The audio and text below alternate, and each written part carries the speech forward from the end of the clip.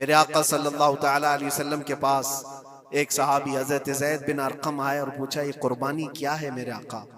हुजूर अकरम सल्लल्लाहु अलैहि वसल्लम ने फरमाया, जिस जानवर की की कुर्बानी करोगे उसके हर बाल के बदले तुम्हें अल्लाह एक नेकी अता फरमाएगा। जितने उसके जिस्म में बाल होंगे हर बाल के बदले अल्लाह तुम्हें एक नेकी अता फरमाएगा। और हुजूर अकरम सल्लल्लाहु तआला अलैहि वसल्लम ने यह भी इरशाद फरमाया कि तुम जानवर का इंतखाब अच्छा करो, इसलिए कि कल बरोज़े क़यामत पुल सिरात पर ये तुम्हारी सवारी बनकर आएगा, जिस पर बैठकर तुम जन्नत में जा रहे होगे। और लोग ये भी पूछते हैं, हमने एक बार कुर्बानी की है तो वहां सवारी कौन सी वाली आएगी? ये भी मिलता है रिवायत में, तुमने अपनी जिंदगी में जो सबसे पहले कुर्बानी की है उस पर सवार होगे, लेकिन हर साल की कुर्बानी वाले जानवर भी सवारी बनकर तुम्हारे इर्द गिर्द आएंगे, वो सब होंगे।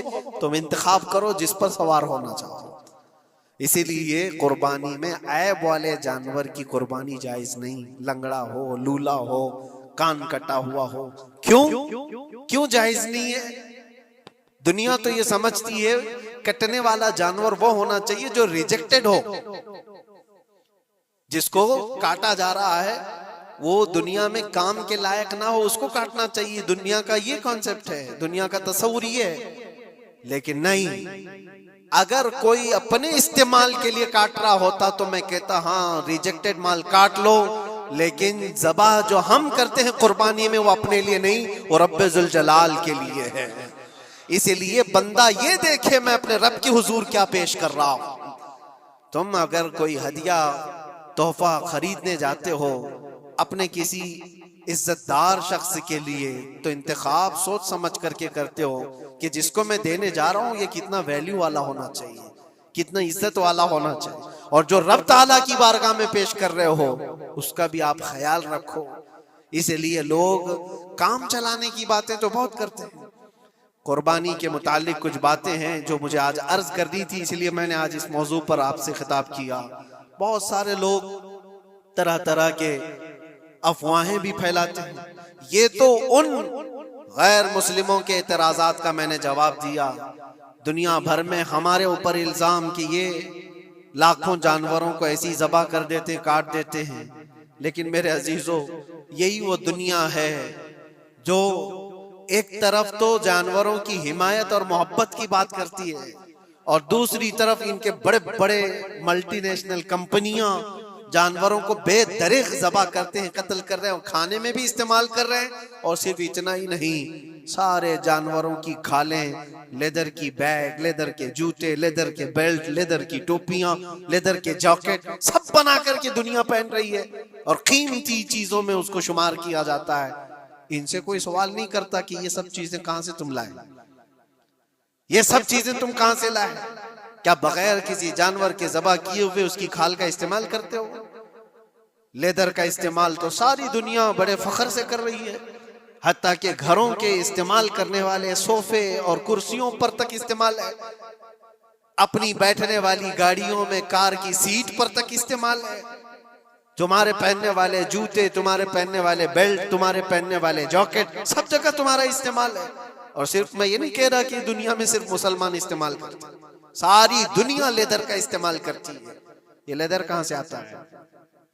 तो ये दुगलापन, ये जो डबल रोल है, डबल स्टैंड, एक तरफ हिमायत की बात करना और दूसरी तरफ बेदरेग ज़बह भी करना, ये सब चीजें दुनिया को बेवकूफ बनाना और इस्लाम के खिलाफ एक प्रोपेगेंडा फैलाना। लेकिन ऐ मुसलमान, ज़हन और दिमाग में किसी ऐसे मॉडर्न कल्चर के ऐसा कोई फरेफ्ता हो, उसकी बातों में आकर तुम ये सोचो कि नहीं इतने पैसे मैं कुर्बानी के बजाय सदका कर दूं, किसी गरीब को दे दूं, नाजायज है। तुम्हारे ऊपर से कुर्बानी का वजूब खत्म नहीं होगा, वो उसी तरह से बाकी रहेगा और गुनहगार भी रहोगे। अल्लाह करीम से ज्यादा तुम रहम करने वाले नहीं हो, अल्लाह अरहमुर राहिमीन है। अल्लाह अरहमुर राहिमीन है। जब वो हुक्म अता फरमा रहा है तो क्या तुम्हारे दिल में उससे भी ज्यादा रहम है? तो कुर्बानी के दिनों में सिर्फ कुर्बानी ही होगी। अब कुछ जो चीजें ऐसी हैं फैलाई गई। देखें, एक बात मैं आपको बताऊं, अल्लाह के नबी सल्लल्लाहु ताला अलैहि वसल्लम रहमतुल लिल आलमीन है, सबका मानना अकीदा है। वो रहमतुल लिल आलमीन रसूल सल्लल्लाहु अलैहि वसल्लम ने खुद अपने हाथों से कुर्बानी फरमाई, और एक दो नहीं, 100 ऊंट आए थे, जिसमें से 63 ऊंटों को मेरे आका सल्लल्लाहु अलैहि वसल्लम ने नहर फरमाया। 63 ऊंटों को खुद हुजूर ने ज़बह फरमाया, और उसके बाद हजरत अली मुर्तदा शेर खुदा रदी अल्लाह ताला अन्हु को दिया, बाकी के ऊंटों को तुम ज़बह करो। नबी पाक सल्लल्लाहु ताला अलैहि वसल्लम ने ये जो 100 ऊंटों को ज़बह फरमाया था, ये अपने हज के मौके पर। और उसके अलावा एक हदीस पाक में ये भी है, हुजूर अकरम सल्लल्लाहु अलैहि वसल्लम ने जो 2 चितकबरे बकरे ज़बह किए थे। चितकबरे किसको कहते हैं? 2 कलर वाले, ब्लैक एंड व्हाइट जो होते हैं, अबलख उनको कहते हैं अरबी में। 2 मेंढे ज़बह फरमाए। एक नबी पाक सल्लल्लाहु ताला अलैहि वसल्लम ने अपनी जानिब से कुर्बान फरमाया, और दूसरा पूरी उम्मत की तरफ से कुर्बान फरमाया। ये रसूल पाक सल्लल्लाहु ताला अलैहि वसल्लम के, इसीलिए तो मैं अर्ज करता हूँ मेरे अजीजों, हमारे इमाम ने सच कहा, जो न भूला हम गरीबों को रजा, याद उसकी अपनी आदत कीजिए। कुर्बानी साल में 1 मर्तबा हो रही है, रसूल पाक सल्लल्लाहु ताला अलैहि वसल्लम कुर्बान कर देते अपने नाम से, वो तो किया ही, लेकिन क़यामत तक आने वाली अपनी उम्मत की तरफ से भी खुद अपने हाथ से कुर्बानी फरमाए। आज उम्मत ये पूछती है मेरे अजीजों, कुर्बानी के लिए 1400 साल पहले तुम्हारे रसूल ने तुम्हारी जानिब से कुर्बानी की, और अल्लाह ने जिसको इस्तिताअत दी, जिसको ताकत दी, मैं ये चाहता हूं कि तुम्हारे ऊपर जो कुर्बानी वाजिब है, अपनी कुर्बानी करो, साथ में एक और कुर्बानी मेरे मुस्तफा की तरफ से करो, हुजूर अकरम सल्लल्लाहु अलैहि वसल्लम की तरफ। जबकि उनके एहसान का बदला पूरी उम्मत नहीं अदा कर सकती, लेकिन हम हदिये तशक्कुर के तौर पर अपनी तरफ से पेश कर सकते हैं।